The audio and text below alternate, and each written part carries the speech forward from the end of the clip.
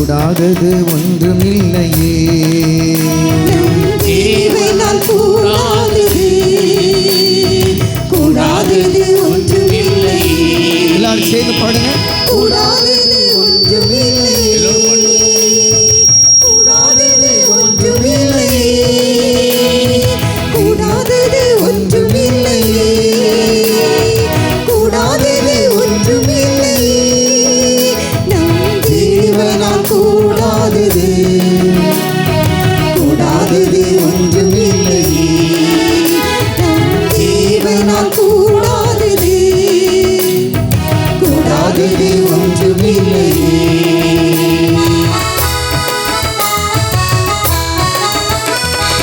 ஒரே ஒரு வார்த்தை சொன்னாரே, வேலைக்காரன் சொஸ்தமானானே. ஒரே ஒரு வார்த்தை சொன்னாரே, வேலைக்காரன் சுஸ்தமானாரே. சுத்தமாக என்று சொன்னாரே, குஷ்டரோகி சுத்தமானானே. சுத்தமாக என்று சொன்னாரே, சத்தமா பாடுங்க. குஷ்டரோகி சுஸ்தமானாரே. கூடாதது ஒன்றுமில்லையே. கூடாதது ஒன்றுமில்லையே. கூடாதது ஒன்றுமில்லையே. கூடாதது ஒன்றுமில்லையே. நம் தேவனால் கூடாதது கூடாதது ஒன்றுமில்லையே. நம் தேவனால் கூடாதது கூடாதது ஒன்றுமில்லையே.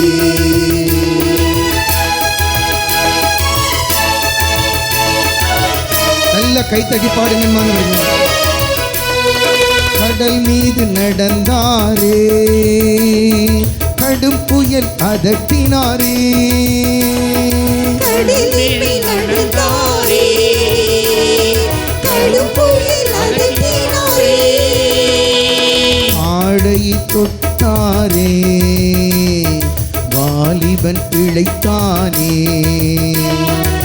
ஆடையை தொட்டாரே, வாலிபன் பிழைத்தானே. நல்ல கரங்களை உயர்த்தி கூடாதது ஒன்றுமில்லையே. கூடாதது ஒன்றுமில்லையே. சத்தமாக கூடாதது ஒன்றுமில்லையே. கூடாதது ஒன்றுமில்லையே. தேவனால் கூடாதது கூடாதது ஒன்றுமில்லையே. வாயை திறந்து சொல்லுங்க. தேவனால் கூடாதது கூடாதது ஒன்றுமில்லையே. உற்சாகமா உற்சாகமா. தேவனால் கூடாதது கூடாதது ஒன்றுமில்லையே. கூடாதது ஒன்றுமில்லையே. கூடாதது ஒன்றுமில்லையே. கூடாதது ஒன்றுமில்லையே. சத்தமா பாடுங்க. கூடாதது ஒன்றுமில்லையே. கூடாதது ஒன்றுமில்லையே. நம் தேவனால் கூடாதது கூடாதது ஒன்றுமில்லையே. நம் தேவனால் கூடாதது கூடாதது ஒன்றுமில்லையே. அப்படி எல்லோரும் கரங்களை தந்தையை நோக்கி கேட்டுங்க. எல்லாரும் கொடுத்திருக்கிறீர்கள், நன்றி செலுத்துகிறோம் ஆண்டவரே. இந்த இரவு முழுவதும் நீர் எங்களோடு இருந்து எங்களை வழி நடத்த வேண்டும். விசேஷமாக தந்தை உங்களுடைய கரத்தில் ஒப்பு கொடுக்கிறேன் ஆண்டவரே. தந்தை ஆசீர்வதியும் ஆண்டவரே. இந்த இரவில் அவர்கள் கொடுக்கிற செய்தி எங்களுக்கு 100 மடங்கு பலன் தர வேண்டும் ஆண்டவரே. 100 மடங்கு பலன் தர வேண்டும். அவர் உள்ளத்திலிருந்து நீர் பேச வேண்டும் ஆண்டவரே. வந்திருக்கிற பிள்ளைகள் ஒவ்வொருவரும் உள்ளத்தையும் நீர் ஆய்ந்து அறிகிற கடவுள். இந்த மக்கள் உள்ளத்துக்கு ஏற்ற இறை வார்த்தையை தந்தை வழியாக இந்த இரவிலே நீர் கொடுத்து வந்திருக்கிற ஒவ்வொரு பிள்ளைகளும் ஆண்டவரே இந்த விழிப்பு ஜெபத்தின் ஆசீர்வாதத்தை பெற்று இனி வருகிற இந்த மாதம் முழுவதும் விசேஷமாக அவர்கள் வாழ்க்கையிலே நன்மைத்தனங்களால் நிரப்பவும் இனி வருகிற நாட்களிலே ஆண்டவர்களே அவர்கள் ஒரு நல்ல வாழ்க்கையை கட்டி எழுப்ப நீர் கிருபை செய்யும். தந்தை ஆசீர்வதியும். அவர் சார்ந்திருக்கிற நிறுவனத்தை ஆசீர்வதியும். ஆண்டவரே தந்தை நீர் எங்களுக்கு அழைத்து வந்ததற்காக கோடி ஸ்தோத்திரமும் நன்றி செலுத்துகிறேன். ஆமென். கரங்களை தட்டி தந்தை வரவர்.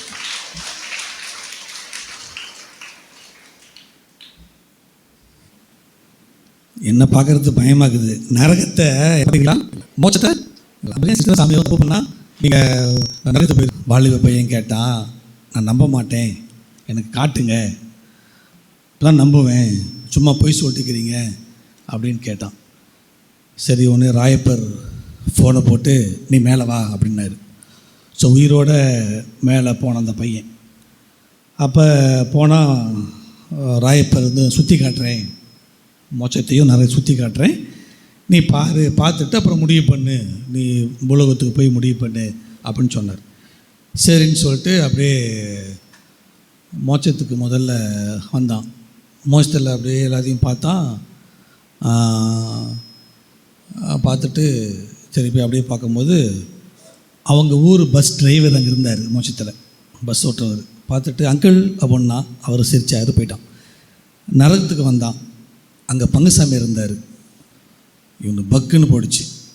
என்ன ராயப்பரே, இங்கே பங்குசாமியார் எப்படி நரகத்தில் இருக்கிறாரு? என்ன இது நியாயமாக நீதியா? பஸ் டிரைவர் வந்து மோசத்தில் இருக்கிறாரு, ஆனால் பங்குசாமியார் மட்டும் நரகத்தில் இருக்கிறாரு, ஒத்துக்க மாட்டேன். என்ன நினச்சிக்கிறீங்க நீங்கள்? எப்படி பூசை வைப்பார்? இப்படி சொன்னார் இல்லையா, பூசைக்கு போனீங்கன்னா ஆவலாக கேட்பீங்க பிரசங்கத்தை. நாங்கள் படுற பாடு 10 நிமிஷம் எக்ஸ்ட்ரா போனால் போச்சு பிரசங்கம் இல்லையா? சரி அப்படி சொல்லிட்டு இவன் கத்திக்கிறான். அவர் சொன்னாரான், ராயப்பரிங்க பாருப்பா, உங்கள் பங்குசாமி பிரசங்கம் வைக்கும்போது எல்லோரும் தூங்கிட்டு இருந்தாங்க, ஆனால் பஸ் டிரைவர் பஸ் ஓட்டும் பொழுது பயந்து போய் எல்லோரும் ஜாமால சொல்லிட்டு இருந்தாங்க. அதனால் பஸ் டிரைவரு எங்கே இருக்கிறாரு? மோசத்துலேயும். பங்குசாமியார் அந்த ஸ்பீக்கரை கொஞ்சம் அப்படி தள்ளுங்களே, யாரை இருந்து அது எக்கோ அடிக்குது இந்த ஸ்பீக்கர், அதில் தான் அடிக்குது. இதோ ஸ்பீக்கர் லைட்டாக தள்ளுங்க, ஸ்பீக்கர் லைட்டாக தள்ளுங்க அப்படி. Okay okay okay. பங்குசாமியார் இருக்கிறாரு. இப்போ நான் பங்குசாமியார் ஞாபகம் வச்சுங்களே, நான் மோச்சம் போதும் நரகும் போதும் யார் கையில் இருக்குது? யார் கையில் இருக்குது? இப்படி பார்க்குறீங்க, பார்த்து பண்ணுங்க, நம்ம நரகத்துக்கு அனுப்பிடுவாங்க என்ன, சரியா? என்ன இது வந்து முழு இரவு வழிபாடு என்பது ரொம்ப கஷ்டம் இல்லை, ஈஸி தான், ஒன்றும் பிரச்சனை இல்லை, சரிங்களா மக்களே? சரி, இன்றைக்கு நான் நிறைய என்ன சொல்லலான்னு சொல்லிட்டு நிறைய டாப்பிக்கில் இருக்குது, என் கையில் இருக்குது. என்ன சொல்லலான்னு அப்படியே இந்த பாட்டு பிரதர் படம் மைண்டில் ஓடிக்கிட்டே இருந்தது எனக்கு. பிரதர் கரெக்டாக வந்து இந்த ஸ்டார்டிங் பாயிண்ட் எடுத்து கொடுத்துறாரு. சரி அந்த டாபிக் உள்ள போயிடலான்னு சொல்லிட்டு வந்துட்டேன். நான் கோயிலுக்கு போகிறேன், ஜெபம் பண்ணுறேன், அன்பயத்துக்கு போகிறேன், ஜெபக்கூடத்துக்கு போகிறேன் அப்படின்னா நான் கரெக்டு, நான் நல்ல வாழ்க்கை வாழ்கிறேன் அப்படின்னு நம்ம நினைத்து கொண்டு இருக்கிறோம். இல்லை கவனிங்க மக்களே, நான் கோயிலுக்கு போகிறேன், அன்பயத்துக்கு போகிறேன், ஜெபம் பண்ணுறேன், ஜெபமாலை சொல்கிறேன், எல்லாம் பண்ணுறேன், இந்த கூடத்துக்கு போகிறேன், அதனால் நான் வந்து கரெக்டாகிறேன். ஆனால் என் வாழ்க்கையில் குடும்பத்தில் ஏதோ ஒரு உரசல், ஏதோ ஒரு விரிசல், உறவில் ஒரு தேக்கல், ஏதோ ஒரு கஷ்டம் போயிட்டே இருக்குது, புரிஞ்சிக்க முடியல, சமாதானம் இல்லை. ஆனால் நான் ரெகுலராக கோயிலுக்கு போகிறேன், ரெகுலராக ஜெபமாலை சொல்கிறேன், எல்லாம் செய்கிறேன். ஏன்? பெரும்பாலும் நிறைய பேர் இந்த கேள்விகளை நான் தமிழகம் முழுக்க அங்கே செல்வது ஒன்று. முக்கியமாக நான் சிலை சபையை சேர்ந்தவன், நிறைய வாலிப பிள்ளைகளுக்கு நாங்கள் உள்ளே கொண்டு வருவோம்.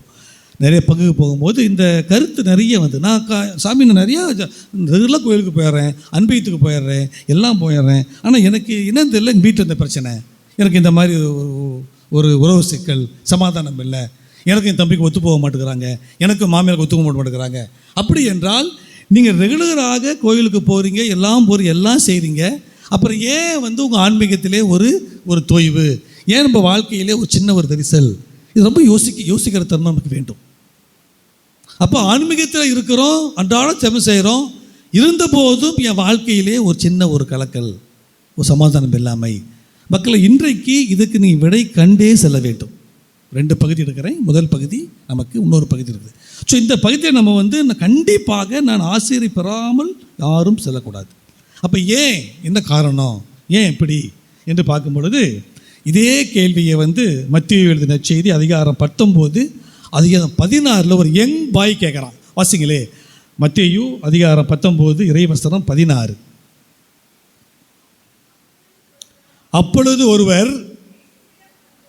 இது வந்து மற்ற இடத்துல வந்து ஒரு இளைஞன் தான், இதில் ஒரு நற்செய்தி மாறுபடும்.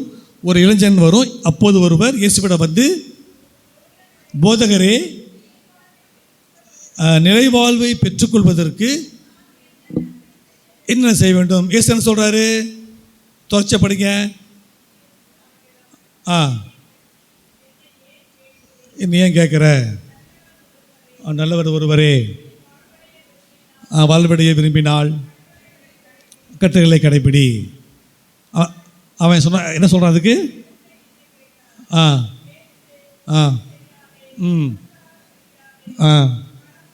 களவு செய்யாதே, பொய் சார்ந்து சொல்லாதே, தாய் தந்தரை மதித்து நட, அன்பு காட்டுவது போல மீதும் அன்பு காட்டுக. சரி, அவன் என்ன போய் சொல்கிறான்? அந்த இளைஞன் அவரிடம் இவை அனைத்தையும் நல்ல முக்கிய நல்ல கவனிங்க, எல்லாம் கடைபிடித்து வருகிறேன், ஒரு நிமிஷம், எல்லா கட்டளைகளையும் கடைபிடித்து வருகிறேன். ஞாயிற்றுக்கிழமை பூசிக்க போகிறேன், ஜெபமாலைக்கு போகிறேன், ஒரு சிந்து இருக்கிறேன், 40 நாள் சாப்பிடாமல் இருக்கிறேன், கறி திங்காமல் இருக்கிறேன், பொட்டு வைக்காமல் இருக்கிறேன், பூ வைக்காமல் இருக்கிறேன், எல்லாம் இருக்கிறேன். நல்ல மக்களே, இது முக்கியமான ஒரு ஆன்மீகம். எல்லாம் இருந்தும் என் வாழ்க்கையில் ஏதோ குறை இருக்குது. ஏன்? சமாதானம் இல்லை, சந்தோஷம் இல்லை, ஏதோ ஒரு வாழ்க்கையில் ஒரு வெறுமை இருக்கிறது. ஆனால் நான் எல்லா கட்டளைகளையும் கடைபிடித்து வருகிறேன். இதான் முக்கிய மக்களே, எல்லாம் கடைபிடித்து வருகிறேன். இருந்தபோது வாழ்க்கையிலே இருக்குது. அப்போ ஆண்டவர் உற்று நோக்கி, இன்னும் உனக்கு அந்த என்ன குறைன்னு பார்ப்போம், இன்னும் ஒன்று உனக்கு குறைபடுகிறது. உற்று நோக்கி நல்லா ஒவ்வொரு நட்சத்திரம் ஒரு மாதிரி இருக்கும். ஆனால் இங்கே அவனை உற்று நோக்கி முதல்ல ஆண்டவரும் சரியாக அப்படியே எதார்த்தமாக சொல்கிறாரு. என்னப்பா தெரியாதா, இதெல்லாம் கடைபிடி சொல்லாமல் சொல்கிறாரு. எல்லாம் நீ பண்ணுறியா? அப்போ தான் உற்று நோக்கி, இன்னும் உனக்கு ஒரு குறைபடுகிறது. மக்களே நல்லா கவனிங்க. நான் கோயிலுக்கு போகிறேன், ஜெபமாலை சொல்கிறேன், எல்லாம் பண்ணுறேன், எல்லாம் பண்ணியும் என் வாழ்க்கையில் ஏன் ஒரு குறை? பூசியில் சொல்லுவீங்களா? சொல்லுங்கள் பார்ப்போம். எல்லாம் வல்ல சொல்லுங்கள். உங்களிடமும் ஏற்றுக்கொள்கிறேன். அது என்ன? கடமையை தவறியதாலும் எல்லா பாவமே சொல்லாலும் சிந்தனையாலும் செயலாலும் முடிஞ்சிடும் இல்லையா? எல்லா பாவமும் முடிஞ்சிடும். அதுனா கடமையை தவறியதாலும் என்னது? இந்த பூசியில் நம்ம பாட்டுக்கு அதானே, வாருங்கள் இறை மக்களே 4 பேர் வருவோம், உன்னதங்களிலே அப்படி 4 பேர் வருவோம், முதல் வாசத்துக்கு 4 பேர் வருவோம். இப்படி தான் பங்கில் போயிட்டு இருக்குது. அப்படியே அது பூசை வந்து முதல் வாசகம் 2ஆம் வாசம் தாண்டிலாம் மக்கள் வர ஆரம்பிச்சிட்டாங்க இன்றைக்கி. அப்போ அதுன்னா என் கடமை. மக்களே நல்லா சிந்தனையால் நாம் பாவம் செய்யலாம், சொல்லால் பாவம் செய்யலாம், செயலால் முடிஞ்சு 3மே முடிஞ்சுங்க. அப்புறம் என்ன? என் கடமையை தவறியதாலும் அப்படி என்று ஒரு வார்த்தை உள்ள வருகிறது. இது இன்றைக்கு பூசையில் நம்ம பார்ப்போம். அப்போது கடமை என்ன? கடமை என் கடமை என்னவென்று காட்டும், அதை கருத்தாய் புரிந்திட தூண்டும். என்ன கடமை? யாக்கோபிலே திருமுகம் அதிகாரம் 4 வசனம் 17. யாக்கோபிலே திருமுகம் அதிகாரம் 4 வசனம் 17. நன்மை செய்ய ஒருவருக்கு தெரிந்திருந்தும் செய்யாவிட்டால், இதை கேள்விப்பட்டீங்களா? சாமி நான் ஒன்றுமே நான் மாடு கோயிலுக்கு போகிறேன், நான் மாடு வீட்டுக்கு வரேன், அன்பீத்துக்கு போகிறேன், ஜெபமாலை சொல்கிறேன், எல்லாம் செய்கிறீங்க மக்களே, பாவம் நன்மை செய்கிறீங்களா? என் கடமை, ஒவ்வொரு கிறிஸ்தவர்களுக்கும் இந்த கடமை இருக்கிறது. நன்மை செய்ய வாய்ப்பு இருந்தும் செய்யாத பொழுது பாவம். இந்த இளைஞர் சொல்கிறான், நான் எல்லாம் கடைபிடித்து வருகிறேன். உனக்கு கோயிலுக்கு போகிற, வர, எல்லாம் பண்ணுறேன், எல்லாம் நன்மை செய்றியா? இது நிறைய பேருக்கு நன்மை செய்றியா? நன்மை செய்ய வாய்ப்பு இருந்தும் செய்யாத பொழுது அது பாவம் என்று யாக்கோப்பு திருமுகத்திலே பவுல் சொல்கிறார். அடிக்கார். அப்போ சிந்தனை சொல் செயல் நான் எதுவும் பண்ணலாம் கூட, கடமை ஒன்று இருக்கிறது. என் கண்ணு முன்னாடி தெரிந்த இருக்கு. ஒரு மருமக பட்டுப்புடவை வாங்க போனாங்க. 2 பட்டுப்புடவை. ஒரு பட்டுப்புடவை 5000, இன்னொரு பட்டுப்புடவை 3000. பில்லு கவுண்டர் போடும் பொழுது என்ன பண்ண தெரியுமா? 5000 பில் எடுத்து இந்த 3000 கொட்டிட்டாங்க மருமக. இந்த 3000 பில் எடுத்து 5000 ஒட்டிட்டாங்க.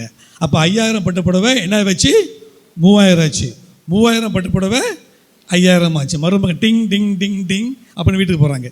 போயிட்டு அத்தை அப்படின்னு இழுக்க அத்தை உசராயிட்டாங்க. என்ன இழுக்கிறா இன்றைக்கி மட்டும் ஒரு மாதிரியா? அத்தை கிறிஸ்துமஸ்க்கு நான் பட்டு புடவை வாங்கிட்டு இருக்கிறேன், ஒன்று உங்களுக்கு ஒன்று எனக்கு. இங்கே பாரு, நாயே சின்ன பொல்ல, நீங்கள் வீட்டுக்கு பெரியவங்க, 4 இடத்துக்கு போகிறவங்க, நீங்கள் இந்த 5000 பட்டு புடவை கட்டிக்குங்க, நான் சின்ன பொல்ல, நான் இந்த 3000 கிடைக்கிறேன்னு எடுத்து சொல்ல, அத்தை ஆமா மின்னல் உன்னை பற்றி தெரியும், இந்த ஊருக்குற புலத்து எனக்கேவா அப்படின்னு சொல்லாமல் சொல்லி, அத்தை ஏண்டி நானே வயசான கட்டேன், இன்னும் நல்லா போகிற நீ வயசு பொண்ணு, நீ என்ன பண்ணுற, நீ இந்த 5000 பட்டு கட்டிக்க அப்படின்னு 2000 பட்டு டக்குன்னு வாங்கினாங்க மாமியா. மருமக லைட் ஆஃப் ஆயிடுச்சு. வாய்ப்பு கிடைக்கும் போதெல்லாம் எப்படி குறை சொல்லலாம், எப்படி குத்தி காட்டலாம் தான் மக்களே இன்னைக்கு நிறைய பார்க்குறோம் குடும்பங்களில். ஏன் நல்லதே பார்க்க மாட்டீங்களா? என் மருமகன் வந்திருக்கிறா வீட்டுக்கு, இல்லை மருமகன் வந்திருக்கிறான், 5 குணம் நல்ல குணம் இருக்கும், 10 குணம் நல்ல குணம் இருக்கும், ஒரு குணம் கோவப்படுவா, அதையே பிடித்து கொண்டு பேசுகிற குடும்பங்கள் எத்தனை பேர் மக்களே? ஏன் நீங்கள் என்ன தப்பே பண்ணலையா? எல்லா இடத்துலையும் நன்மையும் தீமை, இதுதான் உலகம். நம்ம முதல்ல வேணுமே பலவீனத்தை ஒப்புக்கொடுங்கள் என்று முதல்ல எல்லாம் பிரதர் பாயிட்டு இருந்தார். எனக்கும் பலவீனம் இருக்கிறது, பலமும் இருக்கிறது. ஆக பலவீனத்தை மட்டுமே குறை சொல்லி கொண்டு நன்மை செய்ய வாய்ப்பு இருந்தும் பாராட்டாமல் குறை சொல்லி கொண்டிருந்தால் என் வாழ்க்கையில் நிலைவாழ்வு என்னது? நிலைவாழ்வு அப்படின்னு நீங்கள் என்ன நிலைவாழ்வு அப்படின்னா என்ன? அது ரொம்ப முக்கியம். அதுக்கும் அருளப்பர் இது நற்செய்தி அதிகாரம் 17, அருளப்பர் இது நற்செய்தி அதிகாரம் 17 வசனம் 3 வாசிங்க. அருளப்பர் அதிகாரம் 17 வசனம் 3. யோவான் நற்செய்தி அதிகாரம் 17 வசனம் 3. நிலை வாழ்வு என்ன?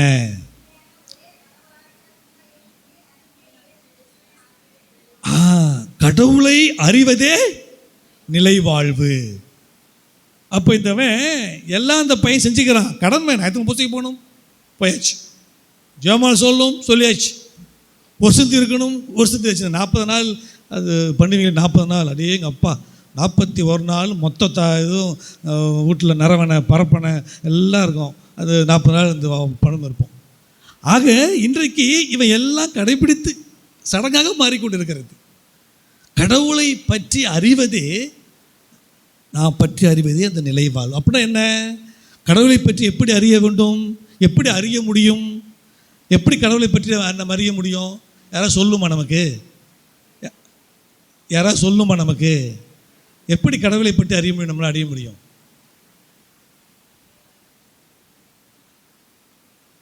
எல்லாம் நல்ல அப்படி பாருங்கள், முறைக்கு பாருங்கள். மற்றவங்களை பற்றி எல்லாம் நம்ம அறிய முடியுது. எப்படி அறிய முடியுது? எப்படி? கேட்டு அறிய முடியுது.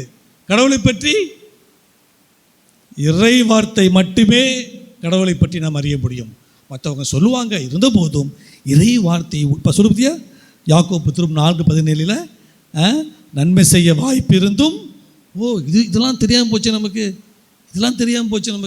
நன்மை செய்ய வாய்ப்பு இருந்தும் செய்யாத பொழுது பாவம். அப்போ எத்தனை முறை மக்களே எவ்வளவு வாய்ப்பு வருது, ஒரு ஸ்மைல் பார்த்தா கூட ஒரு சிரிக்கலாம், அது கூட மக்கள் பண்ண மாட்டாங்க. அப்போ வாய்ப்பு இருந்து நம்ம செய்யாத பொழுது என் கடமை, நான் கடவுள் சாயலே படைக்கப்பட்டவன், கடவுளை எண்ணங்கள் எனக்கு இருக்கிறது, தூய ஆவியை பெற்றுக்கொண்ட நான், நல்ல விஷயங்கள் எனக்குள்ளே இருக்கிறது. ஆனால் நான் அதை மறந்து விட்டு ஊனெழுப்புக்கு போய் வாய்ப்பு வரும்போதெல்லாம் நான் செய்வதில்லை. அப்போ தான் சொல்ல இளைஞனுக்கு உற்று நோக்கி இன்னும் உனக்கு குறைப்பு. மக்களே, இன்று உங்கள் வாழ்வை உற்று நோக்குங்கள், இன்று இரவு வாழ்வை உற்று நோக்குங்கள். எத்தனை முறை வாய்ப்பு கிடைத்து நாம் இதை ஒவ்வொன்றா சொல்கிறேன். ஏன் நம்மளால் இப்படி இல்லை, ஏன் நம்ம ஏன் சொல்லவே இல்லை, செய்யாமல் விடுறோம்? அப்போ கடமையை மறக்கும் பொழுது ஆண்டவருடைய வல்லமை எப்படி நமக்கு வரும்? நாம் திருப்பலி ஒப்புக் கொடுக்கும் போது, நான் திருப்பலி நிறைவேற்றும் போது, என் வாழ்க்கையிலே வாய்ப்பு வரும்போதெல்லாம் நான் செய்யாத பொழுது நான் வைக்கிட்ட திருப்பலி எப்படி எனக்கு பலனை கொண்டு வரும் மக்களே? இல்லை, இருக்காது. வாழ்க்கையில் அழுகை பக்கடைப்பு தான் இருக்கும். ஆக நிறைய வாழ்க்கை நம்ம அப்போது நிறைய உதாரணங்கள் நம்ம விவிலியத்திலே பார்க்குறோம். அதான் சொல்கிறேன், நீ விவிலியத்தை வாசிக்க அங்கே எப்படியெல்லாம் இவர்கள் நம்முடைய சாதாரண நபர்கள் எல்லாமே வாய்ப்பு கிடைக்கும் போதெல்லாம் செய்தார்கள் என்று. திண்டுக்கல்ல நான் இருக்கும் பொழுது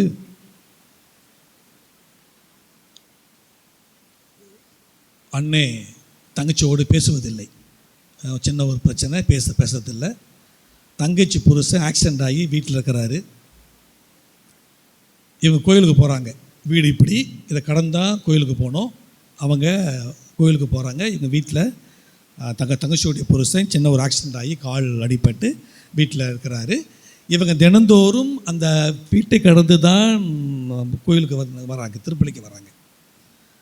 இந்த விஷயம் எனக்கு காதுக்கு வந்தது. நான் எதுவும் பேசலை, வெயிட் பண்ணிட்டு இருந்தேன். அவங்க ரெண்டு பேருமே இந்த ரெண்டு ஃபேமிலியும் எனக்கு பேசுவாங்க.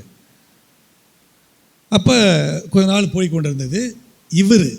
இந்த அண்ணன் வீட்டில் ஒரு நாள் பயங்கர மழை, மாடி மேலே துணி காயுது, எடுக்க இவர் மேலே போய்க்கிறாரு. போகும்போது தவறி வலிக்கு விழுந்து இவர் கால் அடிபட்டு விட்டது. அப்போ நைட்டு நேரம் 10 மணி, கரண்ட்லாம் ஆஃபு. டக்குன்னு விழுந்த உடனே ரொம்ப முடியல, யாருக்கு ஃபோன் பண்ண தெரியாமல் இவங்க ஒய்ஃபு இவங்களுக்கு ஃபோன் பண்ணிக்கிறாங்க இந்த இதுக்கு. அப்போ இவர் சரியாயிட்டார். இவர் உடனே எதுவும் பேசல, யாருக்கிற ஒரு 3 வருடங்கள் பேச்சுவார்த்தை இல்லை, இவர் சரியாயிட்டார். அவரை எடுத்து ஹாஸ்பிட்டலில் சேர்த்துட்டு வந்துட்டு சரியாயிடுச்சு. ஹாஸ்பிட்டல் நாங்கள்லாம் போகிறோம், அவரை பார்க்க போகிறோம். ஒரே அழுகை இவர் அண்ணன். ஏன் தெரியுமா? வாய்ப்பு இருந்தும் நீ பார்க்காம நீ போயிட்ட, திருப்பலிக்கு போகிற. இன்றைக்கு நீ வலிக்கு விழுந்த பொழுது அவன் உங்களை பார்த்துட்டு சரி பண்ணிட்டு போகிறாங்க. அப்போது எவ்வளவு வேதனையோடு இவர் பார்த்துருக்கீங்களா? அவ்வளோ அழுகை எங்களை பார்த்துட்டு. நான் சொன்னேன் அப்போ கூட, ஏன்னே எவ்வளோ நாள் நீங்கள் பூசிக்கு போயிருப்பீங்க, எத்தனை இறைவார்த்தை கேட்பீங்க, ஏன் உங்களை பார்க்கணுன்னே தோழியா? அப்படி என்ன பாவம் பண்ணிச்சு, என்ன மன வருத்தம் எனக்கு தெரியும், எனக்கு ஏன் பார்க்கல? அப்போ கோயிலுக்கு சொல்லும்போது கடமை. நாங்கள் இறைவார்த்தையை கேட்டிருந்தால், இறைவார்த்தையை உள்வாங்கி இருந்தால், இறைவார்த்தையை டிஸ்டர்ப் பண்ணும், இறைவார்த்தையை தூங்க விடாது. நீங்கள் அப்போஸ்தலர் பணி வாசித்து பாருங்கள் மக்களே. யாரெல்லாம் இறைவார்த்தையை கேட்டார்களோ உள்ளம் குத்த பெற்றவர்களாய், வார்த்தை கவனிங்க. திருமுழுக்கு யோவான் போதிக்கும் பொழுது படை தளபதிகள், பொதுமக்கள் எல்லாரும் உள்ளம் குத்த பெற்றவர்களாய் என்ன செய்ய வேண்டும் என்று கேட்டார்கள். கடவுளை அறிய வேண்டும் என்றால், கடவுளை பெற்றுக்கொள்ள வேண்டும் என்றால், கடவுள் 2 தான், இறை வார்த்தையும் நற்கழியும் தான் நம்ம கடவுள் சென்றார். இந்த இறை வார்த்தையை நாம் ஆழமாக உள்வாங்கும் பொழுது, யதார்த்தத்தோடு நாம் கேட்கும் பொழுது, வாஞ்சையோடு கேட்கும் பொழுது, அந்த வார்த்தை வல்லமையாக இறங்கும். அப்புறம் அழுது என்ன பிரயோஜனம்? ஒரே அழுக அவருக்கு. கஷ்டம் சரி பண்ணிக்கிறேன், இந்த குடும்பம் ஒன்றானது. ஒரு நாள் பார்த்துக்கலாமே, ஏன் பார்க்கல? என்ன சாய்த்துங்க இப்போ இன்னும் இன்றைக்கும் அவர் குற்ற உணர்வு. நடந்து 5 வருஷம் ஆகி போச்சு, இன்றைக்கும் அவருக்கு ஒரு குற்ற உணர்வு. நான் விழுந்து அவங்க வந்தாங்க, நான் போய் பார்க்கல. இன்றைக்கும் எத்தனையோ பண்ணால் கூட சொல்லிட்டு இருப்பார், ரொம்ப கஷ்டமாகுது பாரு எனக்கு. இல்லை பரவாயில்ல, இன்னும் அந்த மனசில் ஆழம் பயந்து விட்டது. மக்களே, நான் சொன்னேன், நன்மை செய்ய வாய்ப்பு இருந்தும் நாம் செய்யாத பொழுது பாவம் செய்கிறோம். இது மிகப்பெரிய எடுத்துக்காட்டு லூக்கா அதிகாரம் 16 வசனம் 23 முதல். லூக்கா அதிகாரம் 16 வசனம் 23 முதல்.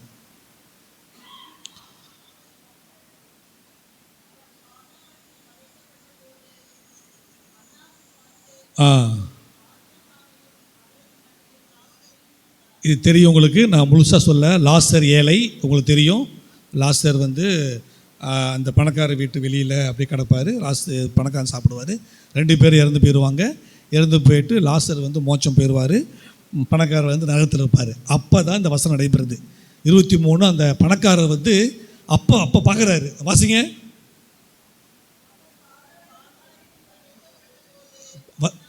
அண்ணாந்து பார்த்து தொலைவில் ஆபிரகாமையும் அவரது மனைவி லாசரையும் கண்டார். சரி, மேலே படிங்க. தந்தை ஆபிரகாமே, எனக்கு இரங்கும்,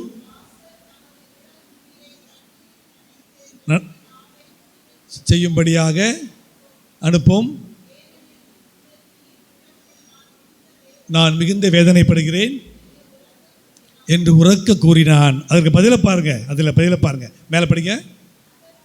அதில் ஆபிரகாம் நலங்களையே பெற்றாய். சரி, இங்கே யோசிங்களே. இப்போது பைபிளில் வந்து இந்த பணக்காரர் பாவம் பண்ணால் ஏதாவது போட்டுக்கிறாங்களா? பாவம் பண்ணார் அப்படின்னு போட்டுக்கிறாங்களா? இல்லை. லாஸ்டர் எதை நன்மை பண்ணான்னா ஒன்றுமே பண்ணல. இல்லை பாருங்கள், லாஸ்டர் எந்த எந்த எந்த நன்மையும் செய்யலை, ஆனால் மோசம் போயிட்டார். இல்லை கவனிங்க மக்களே, நிலை வாழ்வு இங்கே இருக்குது. ஆனால் பணக்காரர் பாவம் பண்ணாரா? அவர் சம்பாதிச்சார். ஏங்க, நான் சம்பாதிக்கிறேன், நான் காரு வாங்குகிறேன், நான் தோட்டம் வாங்க, நான் போகிறேன், அது தப்பு என்னங்குது? நான் நல்லா வேலைக்கு 3 வேளையும் நான் பிரியாணி சாப்பிடுவேன், எனக்கு வசதிக்கு சாப்பிட்றேன், அது என்ன பிரச்சனை? ஆனால் எந்த புண்ணியம் செய்யலை லாசரு, அவர் போயிட்டார். எந்த பாவம் செஞ்சதா பைபிளில் குறிப்பிடவில்லை. ஆனால் இந்த பணக்காரன் வதைக்கப்பட்டான். அப்போ அண்ணாந்து பார்த்து, ஐயோ பண்ணுங்க, ஏதாவது பண்ணுங்க என்று கேட்குறான். ஏன் தெரியும் மக்களே? நல்லா கண்ணுங்க, இதுதான் முக்கியமான ஒன்று. நான் சம்பாதிக்கிறேன், நான் வாழ்கிறேன், அதெல்லாம் சரி. ஆனால் யாக்கோபு திருமுகம் 4:17 நன்மை செய்ய வாய்ப்பு இருந்தும் செய்யாத பொழுது லாசர் எங்கே இருந்தான்? தூரமாக இல்லை, லாசர் எங்கே இருந்தான்? வீட்டுக்கு வெளியில். கவனிங்க, நமக்கு கேள்விப்படுறோம் அவருக்கு பிரச்சனை, நமக்கு தெரியும் அவங்க வீட்டில் பிரச்சனை, தெரிந்தும் கண்டும் காணாமல் இருக்கிற மக்களே. அதான் சொல்லாரு, அது பாவம். லாசர் எங்கேயோ இருந்தானா பிரச்சனை இல்லை, எங்கேயும் தெரியலப்பா. ஆனால் ஏன் கண் முன்னாடி எனக்கு தெரியும், எங்கள் வீட்டில் எங்கள் தங்கச்சி வீட்டில் பிரச்சனை, மாமா வீட்டில் பிரச்சனை, ஒரு கடன் பிள்ளை இருக்கிறாங்க, ஒரு சின்ன குழப்பம் போயிட்டு இருக்குது, நான் ஏன் பார்க்கணும்? நான் ஏன் போய் பார்க்கணுங்க? அப்படி நாம் இருந்தோம் என்றால் நிலை வாழ்வு, நிம்மதி ஒருபோதும் நமக்கு கிடைக்காது.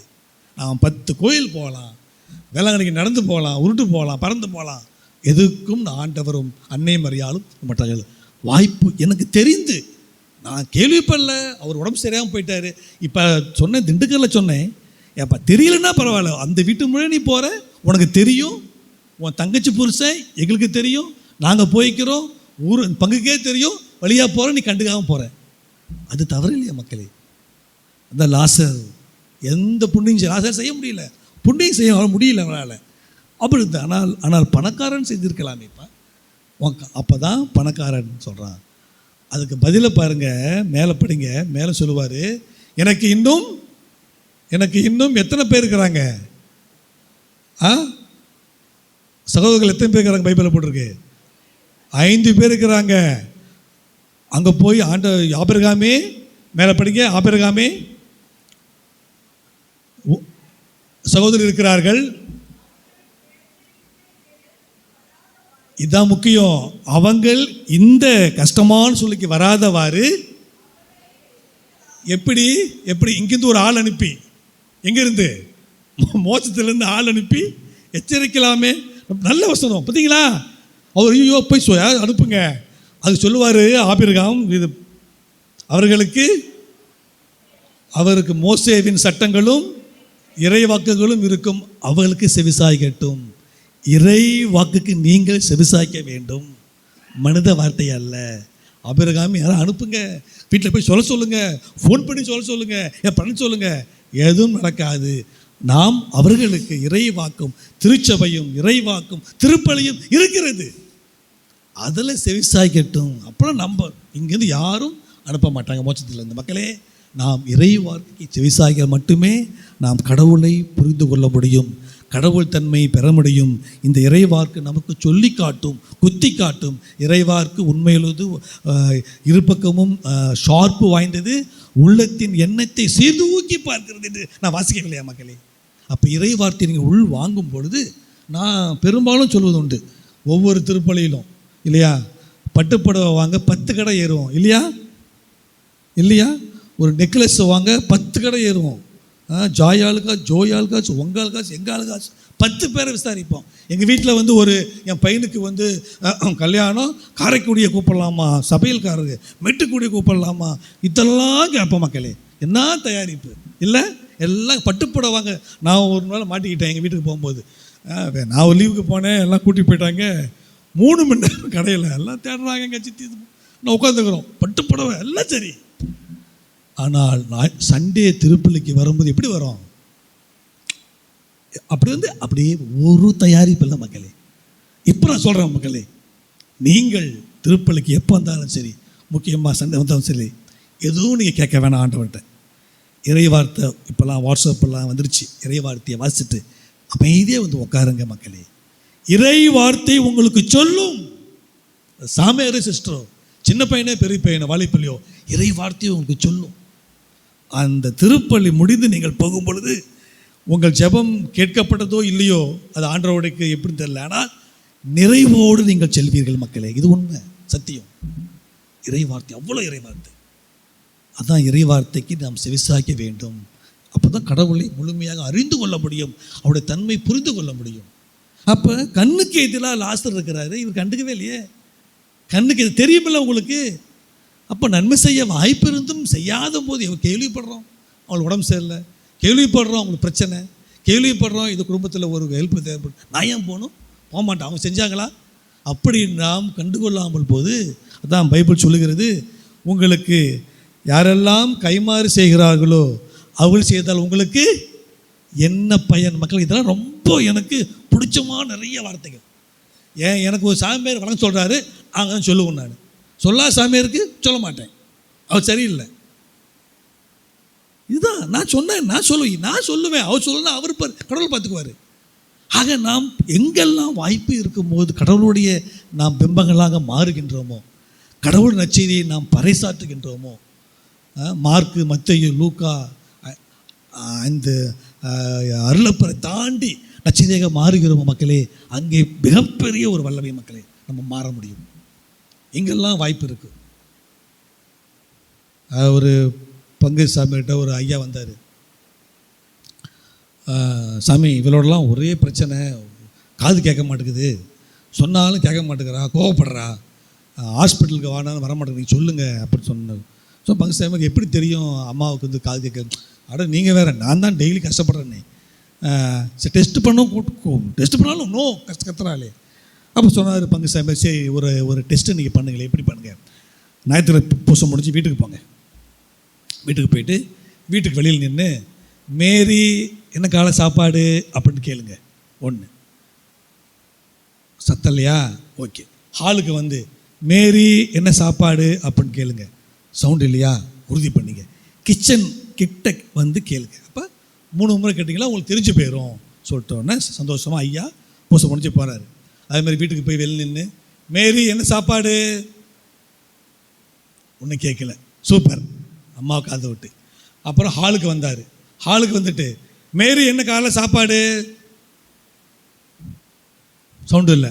பத்தியா நினச்சேன், சந்தோஷம். கிச்சன் அந்த கேட்டு அந்த வச்சு அந்த கதவுட்ட வந்து மேரி என்ன சாப்பாடு நீ காலையில், ஒன்றுமே கேட்கலப்பா. பத்தியா இவன் உட்காராம பாரு, பதில் சொல்ல மாட்டேங்கிறான். அம்மா திரும்பி அப்படி அப்படியே இருக்கிறாங்க. அந்த அம்மா சமைச்சு கிட்ட வந்து மேரி என்ன சாப்பாடு இன்னைக்கு? 3 முறை உப்புமா உனக்கு காது கேட்கல? அப்படி இவருக்கு பக்குன்னுச்சு. ஸ்பீக்கரு நமக்கு அவுட்டு.